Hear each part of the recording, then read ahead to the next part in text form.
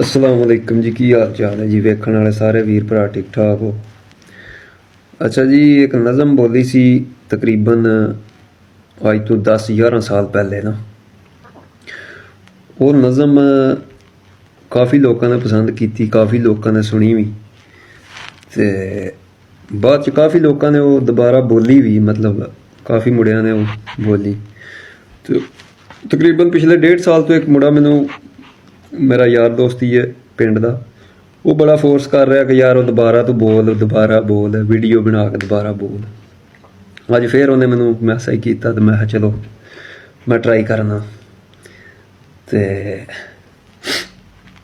वो नज़म उदों आइडियो बोली सी अज तो 10-11 साल पहले, तो अज वही नज़म दोबारा बोलने और वीडियो बना के जड़ा ना इंशाल्लाह अपलोड करने।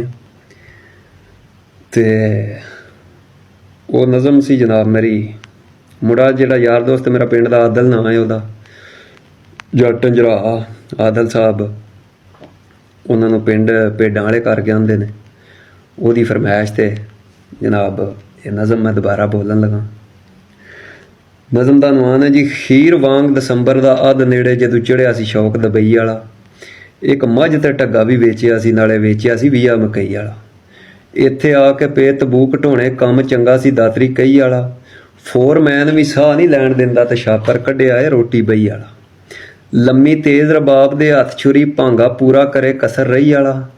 वो पुत्तर जट दा खूब जलील होया, वेला याद आवे मत न लई वाला। ते जिस टाइम नवां बंदा जांदा ना 2-3 दिहाड़े परदेस विच, तो त्रीजे दिहाड़े फोरमैन आंदे ने उठ जणिया डांगरी पा दरा तेनू चासन बोसकियां लट्ठियां दे।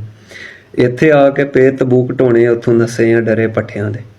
छेती छेती वो टुर के आओ जरा कदर कोई नहीं मजदूरां मट्ठियां दे, कला जट वड़ैच नहीं आया काबू, पुत्तर रोण पे चीमिया चट्ठियां दे। तो फिर प्रदेश जिस टाइम परेशान होंदा ते अब्बे नूं फोन ला के की आंदा, दूजे देश दे बाबला दुख डाडे जेकर सुने ते हाल सुणांदा मैं। तो उत्थे नालों भी इत्थे ही धुप डाडी ते कदी वेख्या नहीं मूँह छांदा मैं।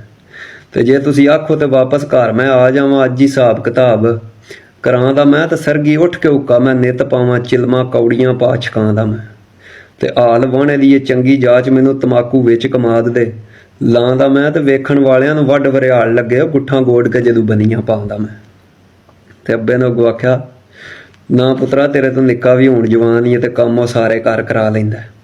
पेशियों पिछों स्कूलों आ जांदा ते आउंदियां साल ही वर्दी बदला लैंदा, ते डेरे आ जांदा साइकल ते बह के, ते दिन हुंदे ही काम मका लैंदा। ते मेरे सिगरट एक दो पींदियां नूं पट्ठे 2-3 वाहणे बना लैंदा। ते नत्थ वालियां डंगरां नूं दूण भी दे लैंदा, नाले दूजियां नूं भी जुट जटा लैंदा। ते पढ़ने दा जरा घै भैड़ा खेनू टल्ले नूं भी झुट्टी ला लैंदा। ते ला के यार ते कणक कतरा लई सू आपे भो भी कुड़ विच पा लैंदा। ते उंज बड़ा बद मेरे ठाकदें विच कुत्ता भी किसे वेले लड़ा लैंदा। ते आ मेरे कोल ही खड़े ही करी हाँ गल इहदे नाल, कोई विचारा तेरे साह नाल साह लैंदा। ते उहने फड़दे ही आख्या, अस्सलाम अलैकुम भा। अब्बा ते अपनी गल दबा लैंदा, अगे नालों भी बड़ा ही आज़ाद अब्बा, अज कल मौजां प्या लैंदा। केसट सस्सी दी सुणदा रोज़ राती, ते बुढ़ड़े होर भी 5-6 कोल बिठा लैंदा। ते घल्ली हाँ मैनू कैमरे वाला मोबाइल, कोई बंदा लड़ाई दी फिल्म ही बना लैंदा।